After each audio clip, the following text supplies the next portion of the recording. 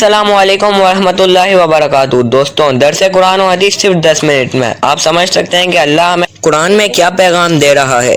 اس درس کو اینڈ تک دیکھیں اور دیگر دوستوں سے بھی شیئر کریں۔ جزاک اللہ۔ الحمدللہ رب العالمین والصلاة والسلام علی سید الانبیاء والمرسلین، اما بعد فاعوذ باللہ من الشیطان الرجیم، بسم اللہ الرحمن الرحیم۔ ناظرین کرام، حاضر ہوئے ہیں سلسلہ درس قرآن لے کر آپ کی خدمت میں۔ آج ہم سماعت کریں گے سورہ بقرہ کی آیت نمبر 198۔ رمضان المبارک کا مہینہ چل رہا ہے، اس میں خوب جو ہے وہ درس قرآن کو سنیں، اس پر عمل کریں، قرآن کریم کی تلاوت کریں، صوم و صلات کی جو ہے وہ پابندی کریں۔ آئیے سنتے ہیں کہ اللہ تبارک و تعالی نے اس آیت میں ہمارے لیے کیا پیغام دیا ہے۔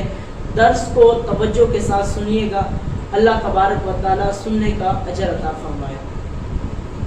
بسم اللہ الرحمن الرحیم۔ ترجمہ: اللہ کے نام سے شروع جو نہایت مہربان رحم والا ہے۔ لیس علیکم جناح ان تبتغوا فضلا من ربکم فَإِذَا أَفَضْتُم مِّنْ عَرَفَاتٍ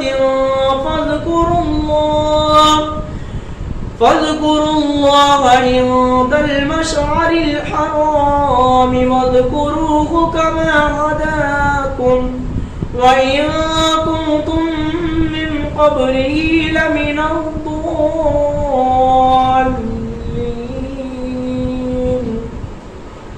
ترجمہ: تم پر کوئی گناہ نہیں کہ تم اپنے رب کا فضل تلاش کرو، تو جب تم عرفات سے واپس لوٹو تو مشعر حرام کے پاس اللہ کو یاد کرو اور اس کا ذکر کرو، کیونکہ اس نے تمہیں ہدایت دی ہے، اگرچہ اس سے پہلے تم یقیناً بھٹکے ہوئے تھے۔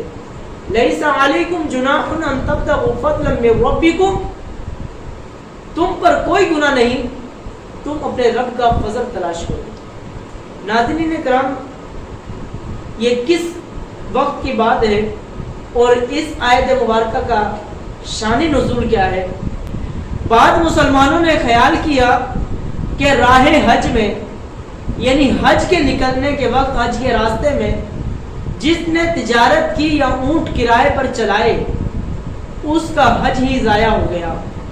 اس پر یہ آیت کریمہ نازل ہوئی کہ تم پر کوئی گناہ نہیں ہے، تم اپنے رب کا فضل تلاش کرو، رزق تلاش کرو، کیونکہ لوگوں کا یہ گمان تھا کہ ہم حج کے لیے نکل رہے ہیں، اب دنیا سے ہمیں بالکل بے فکر ہو کے نکلنا ہے۔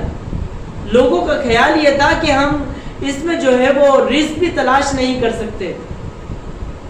تو اللہ تعالیٰ نے فرمایا کہ تم پر کوئی گناہ نہیں ہے، تم اپنے رب کا فضل تلاش کرو، جب تم عرفات سے واپس لوٹو تو مشعر حرام کے پاس اللہ کو یاد کرو، اس کا ذکر کرو، کیونکہ اس نے تمہیں ہدایت دی ہے۔ اس سے پہلے تم بھٹکے ہوئے تھے، لیکن تمہارا یہ خیال کرنا کہ راہ حج میں تجارت کرنا یا اونٹ جو ہے وہ کرائے پر چلانا، اس سے حج ضائع ہو جاتا ہے، ایسا نہیں ہے۔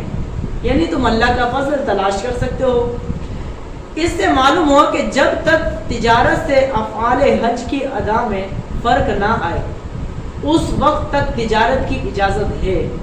ایک چیز یہ بھی یاد رکھیے گا، تجارت اور فضل رب کی تلاش میں جب تک افعال حج کے افعال حج کے رکن میں ادا کرنے میں فرق نہ آئے، اس وقت تک تجارت کرنا بالکل جائز ہے، اس میں اجازت ہے۔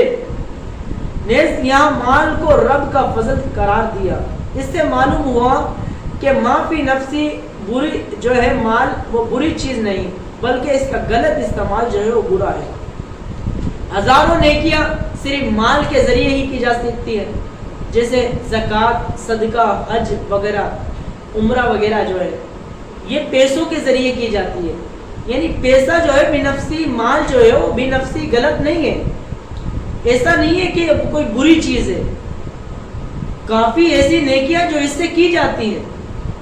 مال ہوگا تو آپ زکوٰۃ دیں گے، دوسروں کی مدد کریں گے، غریب غربا کا آپ خیال رکھیں گے، مساکین کا خیال رکھیں گے، صدقہ کریں گے، اللہ کی راہ میں دیں گے، اللہ کا گھر بنوائیں گے، مسجد میں لگائیں گے، صدقہ دیں گے, حج کریں گے, عمرہ کریں گے. بی نفسی ہی مال کوئی بری چیز نہیں ہے, لیکن اس کا استعمال غلط کرنا یہ برا ہے. اللہ نے آپ کو مال دیا ہے, اب بندہ اس سے شراب پیتا ہے, اب یہ غلط ہے. اس سے جو ہے جسم فروشی کرتا ہے, یہ غلط ہے. اس کے ذریعے کچھ غلط کام کرتا ہے, وہ غلط ہے. بے نفسی ہی مال جو ہے وہ غلط نہیں ہے. آگے فرمایا فَإِذَا أَفَضْتُم مِّنْ عَرَفَاتٍ, تو جب تم عرفات سے واپس لوٹو پلٹو. عرفات جو ہے ایک مقام کا نام ہے جو حج میں وقوف یعنی ٹھہرنے کی جگہ ہے. پچھلے درس میں آپ نے سنا ہوگا کہ حج کے جو ہے رکن میں سے ایک وقوف عرفہ بھی ہے. وقوف عرفہ میں ٹھہرنے کا نام بھی حج ہے. مشہور مفسر ضحاک کا قول ہے کہ حضرت آدم علیہ السلام اور حضرت حوا رضی اللہ تعالی عنہ جدائی کے بعد 9 ذی الحجہ کو عرفات کے مقام پر جمع ہوئی اور دونوں نے ایک دوسرے کو پہچانا, اس لیے اس دن کا نام عرفہ اور اس مقام کا نام عرفات ہوا. عرفہ کا معنی پہچاننا ہے, عرفات کا معنی پہچاننے کی جگہ ہے. جب حضرت آدم اور حضرت حوا رضی اللہ تعالی عنہ جدائی کے بعد 9 ذی الحجہ کو عرفات کے مقام پر جمع ہوئی, دونوں نے ایک دوسرے کو پہچان لیا, اس لیے اس کو عرفہ اور مقام عرفات کہتے ہیں. ایک قول یہ ہے کہ چونکہ اس روز بندے اپنے گناہوں کا اعتراف کرتے ہیں, اس لیے اس دن کا نام عرفہ ہے. اپنے گناہوں کو پہچانتے ہیں, نادم ہوتے ہیں, اس لیے اسے عرفہ کہتے ہیں. حاجی کے لیے 9 ذی الحجہ کی زوال آفتاب سے لے کر 10 ذی الحجہ کی صبح صادق سے پہلے تک کم از کم ایک لمحے کے لیے عرفات کے میدان میں ٹھہرنا رکنا فرض ہے. کل پچھلے درس میں آپ نے سنا تھا کہ وقوف عرفہ جو ہے یہ فرائض کے حج کے فرائض میں سے ہے. اگر یہ نہ ہوا تو آپ کا فرض ادا نہ ہوگا, کیونکہ عرفہ کے مقام میں جو ہے ایک لمحے کے لیے ٹھہرنا 9 ذی الحجہ کے زوال آفتاب سے لے کر 10 ذی الحجہ کے صبح صادق سے پہلے تک ایک لمحے کے لیے ٹھہرنا جو ہے وہ فرض ہے. 9 تاریخ کو اتنی دیر وقوف کرنا کہ وہیں سورج غروب ہو جائے یہ واجب ہے. آگے فرمایا آیت کے حصے میں عند المشعر الحرام, مشعر حرام کے پاس. مشعر حرام کسے کہتے ہیں؟ مشعر حرام مزدلفہ میں وہ جگہ ہے جہاں امام حج وقوف مزدلفہ کرتا ہے. مزدلفہ میں مقام وادی معاصر کے سوا تمام مزدلفہ وقوف کا مقام ہے. مزدلفہ میں رات گزارنا ناظرین کرام سنت مبارکہ ہے. فجر کا وقت شروع ہونے سے لے کر طلوع آفتاب کے دوران کم از کم ایک لمحے کے لیے وہاں ٹھہرنا واجب ہے. بغیر عذر وقوف مزدلفہ ترک کرنے سے دم لازم آ جاتا ہے. مشعر حرام کے پاس وقوف ٹھہرنا افضل ہے. مزدلفہ میں وقوف کے دوران تلیہ, تحلیل, تکبیر, ثنا, دعا وغیرہ میں مشغول رہنا چاہیے. جب آپ مزدلفہ کے پاس ٹھہرے تو وہاں پر خاموش نہیں رہنا, بلکہ تحلیل کرنی ہے, تکبیر پڑھنی ہے, ثنا پڑھنی ہے, دعا میں مشغول رہنا ہے. 9 ذی الحجہ کو مزدلفہ میں نماز مغرب و عشاء کو ملا کر عشاء کے وقت میں پڑھنا ہوتا ہے.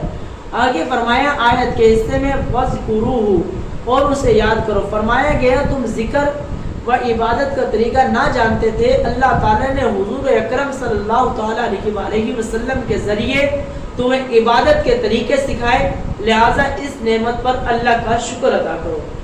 اب اللہ تعالیٰ سے دعا کرتے ہیں کہ حج کا ذکر چل رہا ہے, عمرے کے حوالے سے ہم نے سنا, اس کے فرائض اور اس کے واجبات کے حوالے سے سنا, کہاں ٹھہرنا واجب ہے, کہاں فرض ہے.